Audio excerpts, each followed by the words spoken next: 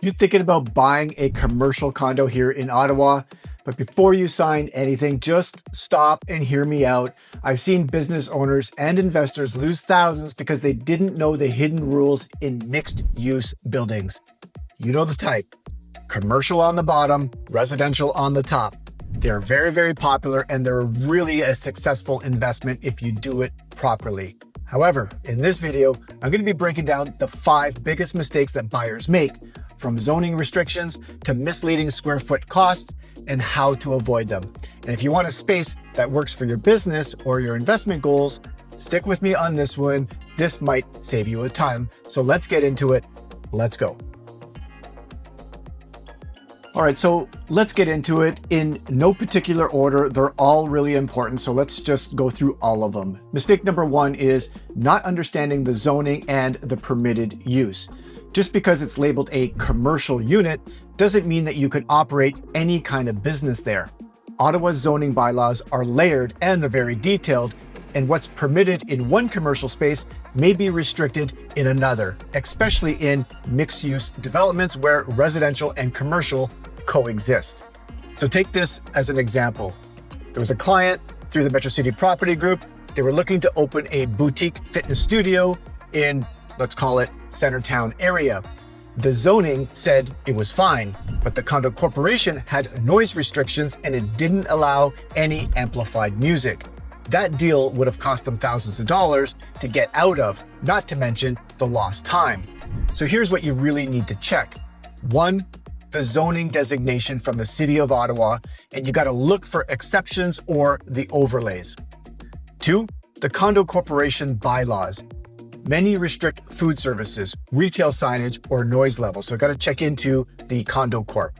And number 3, any co-tenancy clauses that could limit the type of business that you can run based off other tenants. So before you make an offer, make sure that your intended use is clearly and fully permitted. This one step can save you months of headaches.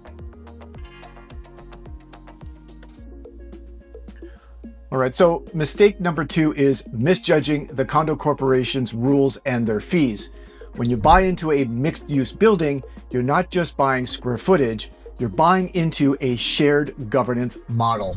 And the condo board, well, they actually have a major say in how you run your business. So for example, let's say you're a dentist and you're opening a dental clinic, but the board only allows professional offices and not clinical services. That deal hypothetically would be dead before it even lifted off the ground. Or worse, another example would be, what if the condo board is limiting the hours of operations, say 8 a.m. to 6 p.m.? Again, that deal would be dead in no time because, of course, you wouldn't want to commit to those kinds of rules, potentially. So what you got to do is you got to look at the condo documents pretty carefully. Get the status certificate, the operating budget, and of course, the reserve funds. Any pending special assessments, let's look at that. And any restrictions on signage, business hours, and unit modifications. Got to go over all of these pretty carefully. Monthly condo fees can also vary pretty widely. A high fees condo can eat into your ROI. And obviously, I'll help you analyze that with a spreadsheet that we use all the time. It's a pretty templated email. All the formulas are in there. I'll help you break down that before we submit any sort of offer. All right, so mistake number 3. Now, people get fixated on cost and cost alone, and oftentimes they're overlooking the visibility and the accessibility of the unit itself.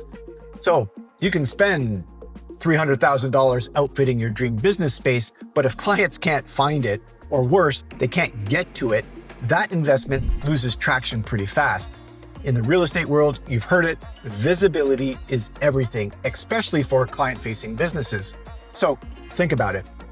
Does your unit have street level exposure? Yes or no? And can you add exterior signage that's actually visible from the road? Seems pretty important. And is there dedicated client parking? Seems like this convenience is overlooked sometimes. So yes, it's got to have the parking.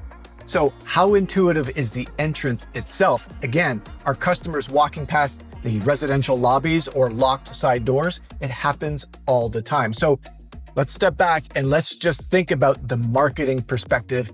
Is it visible? Can you get to it? Can you park and make this whole experience just a little bit better? All right.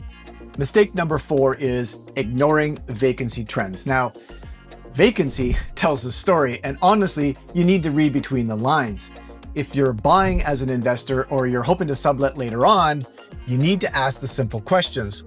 How long has this unit or any other unit in the building, how long have they sat empty? And question number 2 I'd be asking is, what's the tenant turnover rate? This is actually a stat that you could ask for and you should probably get pretty easily. Number 3 is walk around, just look around. Are there any other for lease signs that are hanging in the windows? That would be a little bit of a hint on what's going on. At the Metro City Property Group, I'm just going to tell you a story. We walked by a building in Canada. It was modern, it was well priced, and it was recently renovated, but 3 out of the 7 commercial units that were in that building were vacant.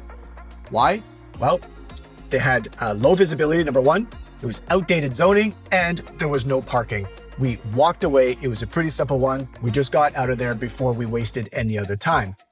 A healthy building shows tenant stability, it shows long-term leases, and a mix of successful businesses. That's where you want to be.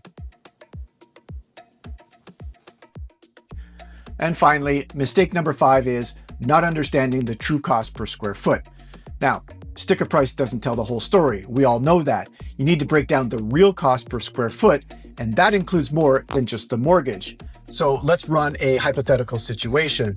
We'll compare. Unit A is asking or is selling for $500,000 with $1,200 a month in condo fees. And Unit B is more expensive. It's $550,000 with $650 in condo fees and has a better exposure. Over a 5-year period, Unit B may actually cost less and perform better because of lower carrying costs and higher visibility. Now, you also need to understand what portion of your square footage is usable versus common. What are the annual property taxes? Again, we obviously need to dissect all of that. And lastly, are there any HVAC maintenance or upgrade obligations that are tucked into the condo rules? We got to look at everything. And by the way, we have a spreadsheet. It's a pretty decent templated spreadsheet. We'll crunch all the numbers for you so that we can make a really educated decision on whether or not this particular property is worth looking into. And in Ottawa, condo fees can range anywhere from, call it $500 to $1,000 per square foot. And depending on the location, downtown units will naturally be more expensive.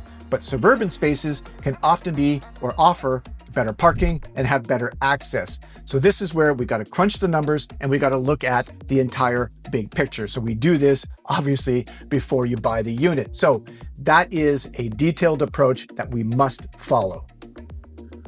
All right, so there you go. So let's recap very quickly. Number 1, not confirming the zoning and the permitted use. This is really easy for us to do. Go onto the City of Ottawa website, a few clicks will tell you exactly whether or not you can run that specific business.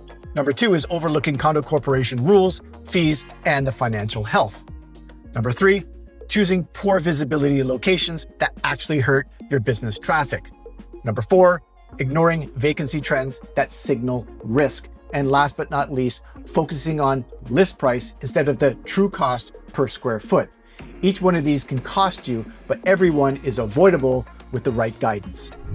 All right, so I'm going to wrap up the video here. If you're serious about buying a commercial condo unit here in Ottawa, whether it's for business or a long-term investment, or you're already in business and you just want to get out of the rental cycle, I'd love to help. My contact details are below.